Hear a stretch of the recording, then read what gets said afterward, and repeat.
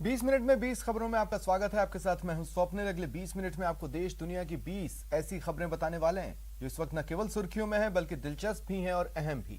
तो शुरू करते हैं 20 मिनट में 20 खबरों का सिलसिला। सबसे पहले देखते हैं राजस्थान की कौन कौन सी खबर इस वक्त अहम है। जालौर जिले के सरनाऊ पंचायत समिति के नव सृजित राजीव नगर ग्राम पंचायत के दो सगे भाइयों ने अनूठी पहल की है। दोनों भाइयों ने अपनी खातेदारी से 3 बीघा जमीन ग्राम पंचायत को दान कर दी है, जबकि ये दोनों भाई भाखाराम और सुखराम विश्नोई खुद बीपीएल परिवार से आते हैं। इनके पास रहने के लिए बहुत बड़ा पक्का मकान भले न हो, लेकिन इन्होंने ग्राम पंचायत को भव्य भवन बनाने के लिए अपनी पुश्तैनी जमीन सौंप दी। खास बात यह है कि इनके पिता ने भी 20 साल पहले सरकारी स्कूल बनाने के लिए 2 बीघा जमीन सरकार को दे दी थी।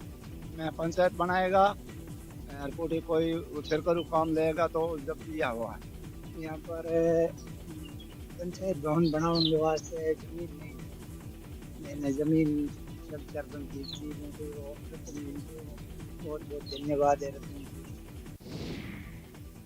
राजस्थान फेट राजस्थान हिट के संदेश के साथ पूरे मरूदरा की दौड़ लगा रहे धावक तनिष्क गौड़ का दौसा पहुंचने पर जबरदस्त स्वागत किया गया। तनिष्क गौड़ ने प्रदेश के सभी 33 जिलों में पहुंचने का लक्ष्य रखा है और अब तक वो 12 जिलों की दौड़ पूरी भी कर चुके हैं।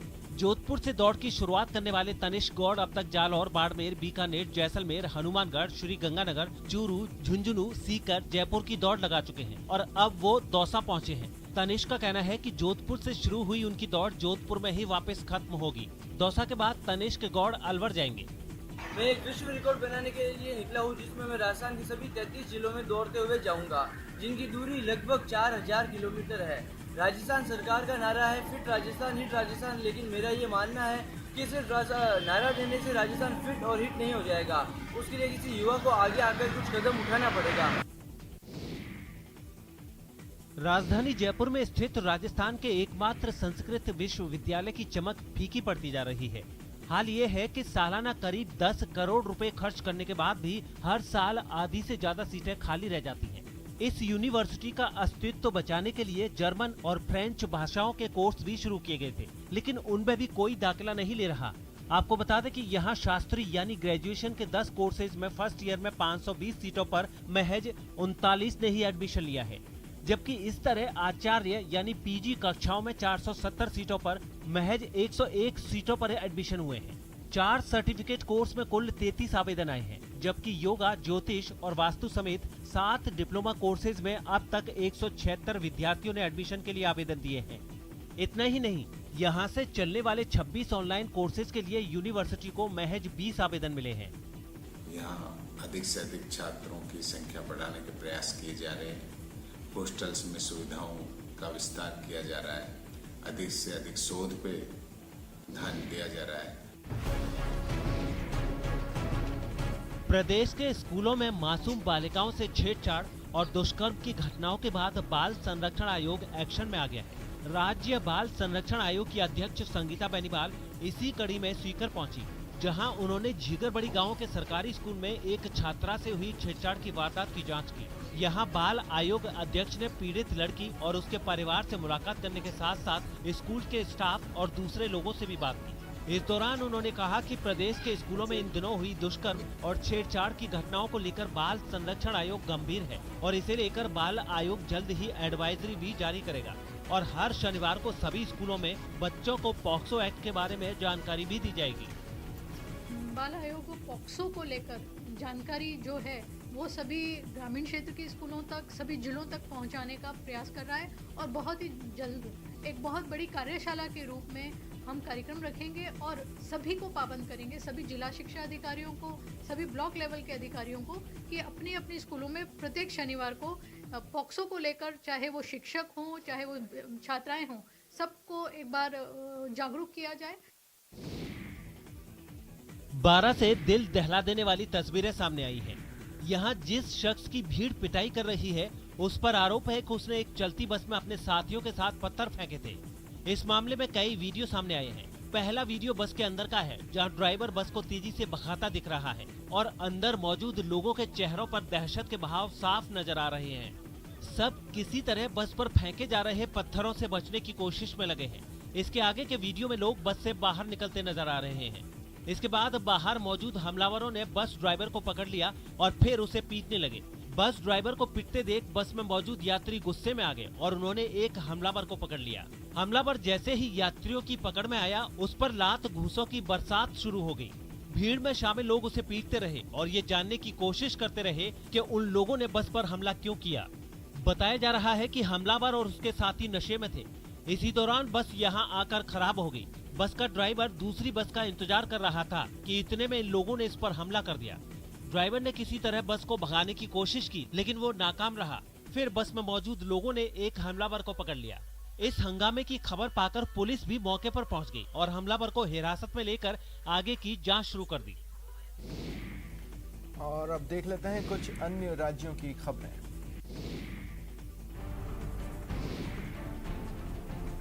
चीन से तनातनी के बीच भारतीय सुरक्षा व्यवस्था को चाक चौबंद करने के लिए अरुणाचल प्रदेश के तवांग के पास LAC पर L-70 एयर डिफेंस गन की तैनाती कर दी गई है।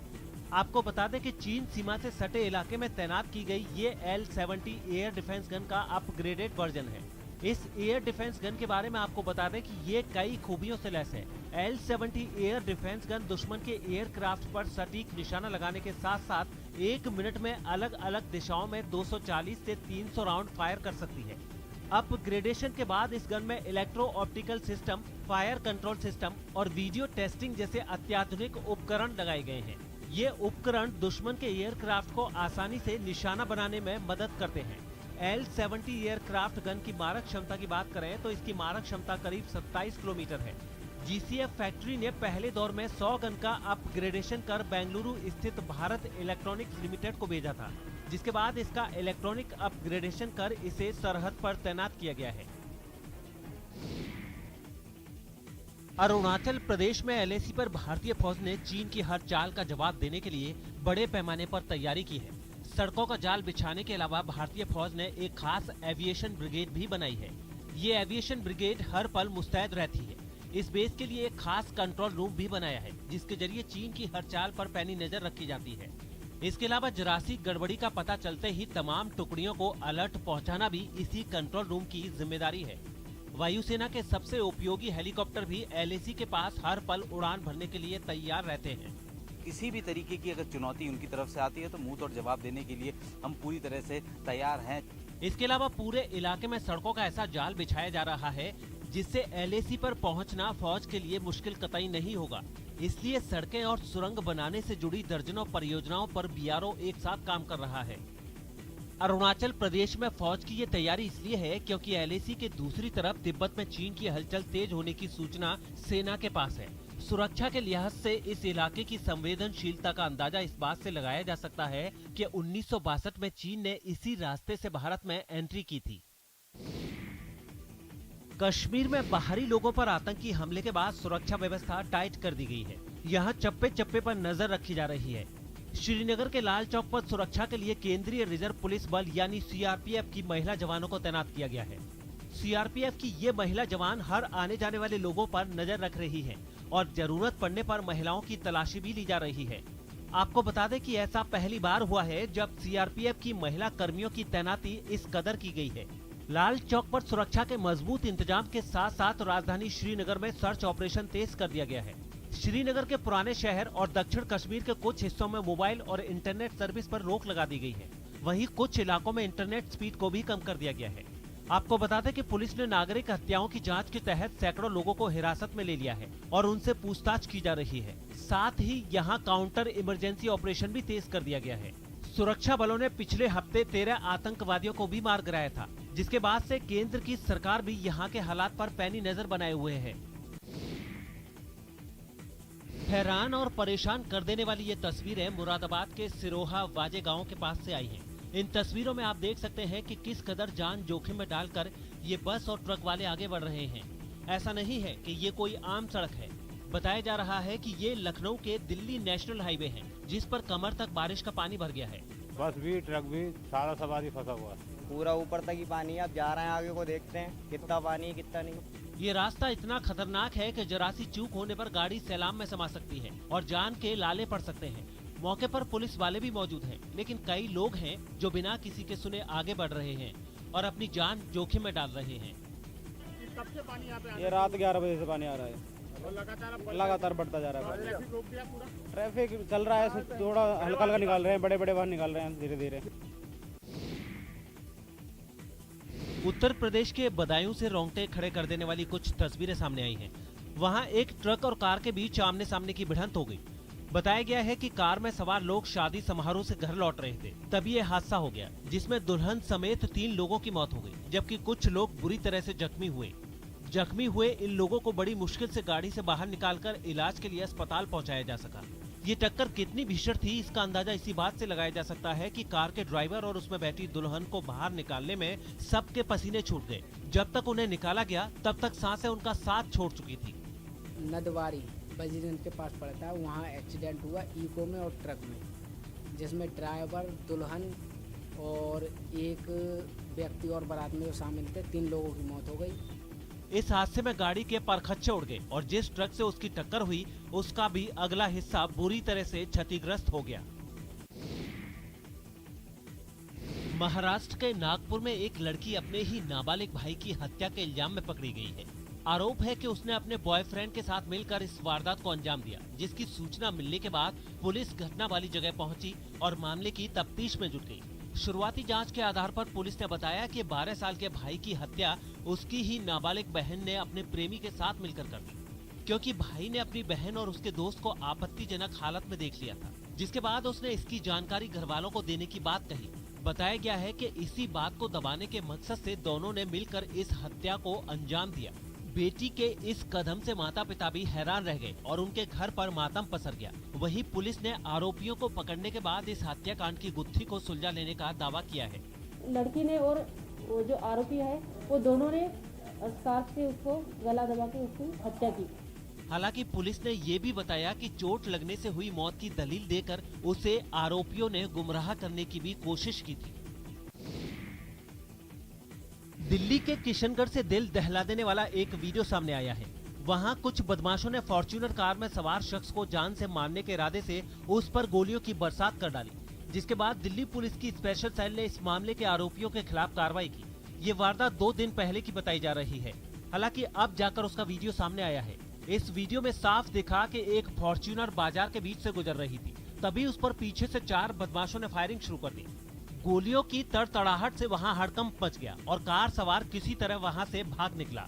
बताया गया है कि उन बदमाशों के निशाने पर धामी पहलवान नाम का शख्स था, जो कि उसी कार में बैठा था। हालांकि इस हमले में गोलियों से छलनी उसका ड्राइवर हुआ और धामी बाल बाल बच गया। हालांकि पुलिस ने सामने आए इस वीडियो के आधार पर कुछ ही घंटों के अंदर 4 बदमाशों को धर दबोचा। गिरफ्तार हुए इन बदमाशों के पास से पुलिस को कई हथियार भी मिले हैं। दिल्ली में बढ़ते प्रदूषण पर लगाम लगाने के लिए दिल्ली सरकार ने पेट्रोल भरवाने से पहले प्रदूषण सर्टिफिकेट की जांच करना शुरू कर दिया है। इसके तहत अब दिल्ली के कई पेट्रोल पंप पर PUC यानी कि प्रदूषण सर्टिफिकेट के बगैर पेट्रोल नहीं दिया जाएगा। बताया गया है कि सर्टिफिकेट न होने पर 10,000 तक का जुर्माना भी लगाया जा सकता है और इसकी जांच के लिए दिल्ली सरकार के ट्रांसपोर्ट विभाग की तरफ से इन पेट्रोल पंप पर पुलिस की एक टीम भी तैनात की गई है। ये लोग पेट्रोल भरवाने आए लोगों से उनका प्रदूषण सर्टिफिकेट मांगते दिखे। इसके लिए बाकायदा एक रजिस्टर में एंट्री भी की गई। दावा किया गया है कि इस मुहिम के लिए ट्रांसपोर्ट विभाग ने 500 टीमों का गठन किया, जो कि दिल्ली के अलग अलग पेट्रोल पंप पर चेकिंग में जुटी नजर आई। PUC न होने पर लोगों का चालान काटा गया, लेकिन कुछ लोग ऐसे भी थे जिनके पास सर्टिफिकेट तो था, लेकिन वो उसे साथ लेकर नहीं चल रहे थे। ऐसे लोगों के लिए इस टीम ने अलग से व्यवस्था की। डेटाबेस से क्रॉस वेरीफाई करेंगे और अगर उनका वहाँ पे जो डेटाबेस में शो कर रहा है कि इनका बना हुआ है, घर पे रखा है बट बना हुआ है, तो उनका चालान नहीं होगा, वरना ई-चालान उनके घर पे भेज दिया जाएगा। 1 महीने तक चलने वाले इस अभियान का मकसद प्रदूषण कम करना तो है ही, साथ ही ये भी तय करना है कि जिन लोगों ने अपना पॉल्यूशन सर्टिफिकेट नहीं बनवाया वो भी जल्द से जल्द इसे बनवा लें। महाराष्ट्र के पुणे से हैरान करने वाली कुछ तस्वीरें सामने आई हैं। वहां शरद पूर्णिमा के मौके पर एनसीपी पार्षद सचिन दोड़के ने लोगों में मुफ्त दूध बांटने का ऐलान किया था। एनसीपी पार्षद के इस ऐलान के बाद दूध लेने के लिए इतने लोग जुट गए कि उन्होंने कोरोना नियमों को ताक पर रख दिया और वहां अपने अपने बर्तनों में दूध भरवाने की होड़ सी मच गई। वहां से जो तस्वीरें सामने आई उनमें हर कोई ज्यादा मात्रा में और सबसे पहले दूध लेने की जद्दोजहद में एक दूसरे पर गिरता नजर आया। वैसे बटना तो 10,000 लीटर दूध था, लेकिन फिर भी लोगों के मन में शक इस बात का था कि कहीं वो चूक न जाएं। ये हालात केवल बड़ों के ही नहीं दिखे, उनमें बच्चे भी शामिल दिखे। बच्चे भी अपने घरों से बर्तन लेकर वहां पहुंचे थे, लेकिन किसी को भी ये परवाह नहीं दिखी कि इस भीड़ भाड़ में वो कोरोना की जद में भी आ सकते हैं। वहां मौजूद हर किसी पर ये जुनून सवार था कि मुफ्त में दूध लेकर रहेंगे। इसके लिए कोई बर्तन लेकर वहां पहुंचा तो कोई बाल्टी उठाकर ही घर से चल दिया। इतना ही नहीं, कुछ लोग तो पॉलीथिन में भी दूध लेने वहां पहुंच गए, लेकिन उनमें ना दूरी बनाए रखने के लिए नियम को मानने की इच्छा दिखी और ना ही भीड़ भाड़ से दूर रहने की, क्योंकि वहां सवाल फ्री में दूध लेने का जो था। मुंबई के होटल और रेस्टोरेंट में फिर एक बार रौनक लौट आई है। बिना वक्त की परवाह किए बगैर लोग खाने पीने में मस्त हो गए हैं। इन तस्वीरों को देखकर आप अंदाजा लगा सकते हैं कि रात 12 बजे तक होटल रेस्टोरेंट के खुले रहने से लोग किस कदर सुकून की सांस ले रहे हैं और होटलों में दावत उड़ा रहे हैं। आपको बता दें कि महाराष्ट्र में होटल और रेस्टोरेंट को अब रात 12 बजे तक खुला रखने का फैसला हो चुका है, जबकि दूसरी दुकानें रात 11 बजे तक ही खुली रह पाएंगी। मंगलवार को प्रदेश के मुख्य सचिव सीताराम कुंटे ने इसे लेकर आदेश जारी किया था, जिसके बाद से देर रात तक होटल रेस्टोरेंट खुलने भी लगे हैं। सरकार के इस फैसले से उन लोगों को बड़ी राहत मिली है जो लोग देर रात तक काम करते हैं और जिनके लिए घर पर खाना मुश्किल हो जाता है। अरे सिटी वापस लाइवली हो गई है, वापस वो सब मजा, ऐसे लग रहा है वापस जी रहे हैं, तो बहुत अच्छा लग रहा है। 2 साल के बाद घर से बाहर निकल के रेस्टोरेंट में बैठ के खाना खा के इतना अच्छा लग रहा है, बहुत ज्यादा ऐसा लग रहा है वापस हम लोग एक जिंदगी जी रहे हैं कोरोना के बाद। गजब की परंपरा है तलवार रास। हाथ में नंगी तलवार लिए ये रास हर किसी के वश की बात नहीं है। तलवार रास गुजरात के राजकोट की पहचान है और हर साल की तरह इस बार भी राजकोट के राज परिवार की ओर से 5 दिवसीय तलवार रास का आयोजन किया जा रहा है। तलवार रास का आयोजन राजपूत योद्धाओं के शौर्य और उनकी शहादत को याद करने के लिए किया जाता है।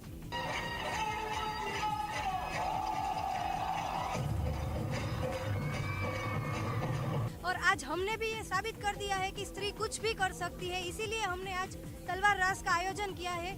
और ये क्षत्रिय समाज, राजपूत समाज का एक प्रतीक है, इसीलिए जो अभी तक महिलाएं जो घर पे बैठी थी वो आज बाहर निकल के इस तलवार के साथ खेल रही है। तलवार रास की परंपरा काफी पुरानी है। कहा जाता है कि 1648 में सौराष्ट्र के ध्रोल स्थित भूचर मोची के ऐतिहासिक युद्ध में यदुवंशी जाडेजा राजपूतों ने अपने पराक्रम का अद्भुत प्रदर्शन किया था। इन राजपूतों की वजह से मुगलों को लोहे के चने चबाने पड़े थे और इस युद्ध में दोनों ओर के करीब 1 लाख सैनिक मारे गए थे। और उसी युद्ध की याद में अपने बहादुर राजपूत योद्धाओं को याद करने के लिए राजपूत महिलाएं तलवार रास का आयोजन करती हैं। और अब बात कर लेते हैं इंटरनेशनल खबरों की। अफगानिस्तान के कंदार में शिया समुदाय की एक मस्जिद में हुए धमाके का दिल दहला देने वाला वीडियो सामने आया है। 15 अक्टूबर को हुए इस हमले में 47 लोगों की मौत हो गई थी, जबकि 70 से ज्यादा लोग घायल हो गए थे। उसी धमाके का एक रोंगटे खड़े कर देने वाला वीडियो अब सामने आया है। इस वीडियो के पहले हिस्से में 3 आतंकी गोलियां बरसाते हुए मस्जिद की तरफ बढ़ते दिखाई दिए। उस वक्त मस्जिद में जुम्मे की नमाज पढ़ी जा रही थी और वहां बड़ी तादाद में नमाजी इकट्ठा थे। आतंकियों के अंदर घुसते ही वहां हड़कंप मच गया। गोलीबारी के बीच लोग जान बचाने के लिए इधर उधर भागने लगे। कुछ लोग दरवाजे की तरफ भागे और वहां से बाहर निकलने की कोशिश करने लगे, जबकि कुछ दूसरी सीढ़ियों से दूसरी मंजिल की तरफ भागते दिखे। इससे पहले कि बुरी तरह सहमे ये लोग कुछ समझ पाते, मस्जिद के मेन हॉल में एक जबरदस्त धमाका हुआ।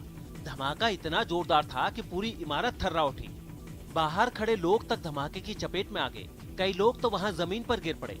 धमाके के बाद हर तरफ बर्बादी नजर आने लगी। शिया समुदाय को निशाना बनाकर किए गए इस जानलेवा हमले की जिम्मेदारी आतंकी संगठन ISIS ने ली थी। यमन के मारिब प्रांत के लिए महीनों से छिड़ी कब्जे की लड़ाई खतरनाक मोड़ लेती जा रही है। अभी मारिब यमन की सुन्नी सरकार के हाथ में है, जबकि ईरान समर्थित शिया हूथी विद्रोही उसे हथियाने के लिए आर पार की लड़ाई में लगे हुए हैं। आतंकियों के साथ इस लड़ाई में उन्हें मुंह तोड़ जवाब देकर यमन के सैनिक भी साफ कर चुके हैं कि उन्होंने भी कच्ची गोटियां नहीं खेली हैं। हूथी विद्रोहियों को नाको चने चबाने के लिए यमन की सेना के लड़ाके मशीन गन से लेकर बम तक बरसाते दिखे। सेना की ओर से ताबड़तोड़ इतने विस्फोट किए गए कि उनकी कान फाड़ आवाज ने वीरान इलाके में पसरे सन्नाटे तक को चीर दिया। देखते ही देखते हूथी विद्रोहियों के ठिकाने मिट्टी में मिल गए और वो जान बचाने के लिए कीड़े मकोड़ों की तरह भागते नजर आए।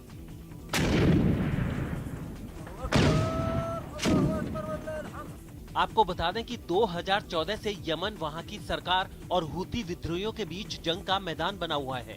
दरअसल मारिब यमन का वो अहम प्रांत है जहां तेल के कुओं का भंडार है, इसलिए हूती विद्रोहियों ने उस पर धावा बोला हुआ है। दक्षिण अमेरिका के देश चिली में नए संविधान के लिए हुए आंदोलन की दूसरी बरसी के जश्न में हुई हिंसा ने रंग में भंग डाल दिया। 18 अक्टूबर 2019 को चिली के तानाशाही के दौर के संविधान के खिलाफ जनता ने बिगुल फूंक दिया था। लोगों की बुलंद आवाज ऐसी बयार लाई कि वहां अब नया संविधान बन रहा है। अपनी इस जीत को याद करने के लिए राजधानी सैंटियागो में फिर हजारों लोग जुटे थे। इस दौरान सब कुछ ठीक चल रहा था, लेकिन फिर प्रदर्शनकारियों की पुलिस से झड़प शुरू हो गई। पहले तो प्रदर्शनकारियों ने हंगामा किया, फिर उन्होंने सड़क पर लगे बैरिकेड फूके और फिर वहां आग लगा दी। रात होते होते तो प्रदर्शनकारियों का गुस्सा 7वें आसमान पर पहुंच गया।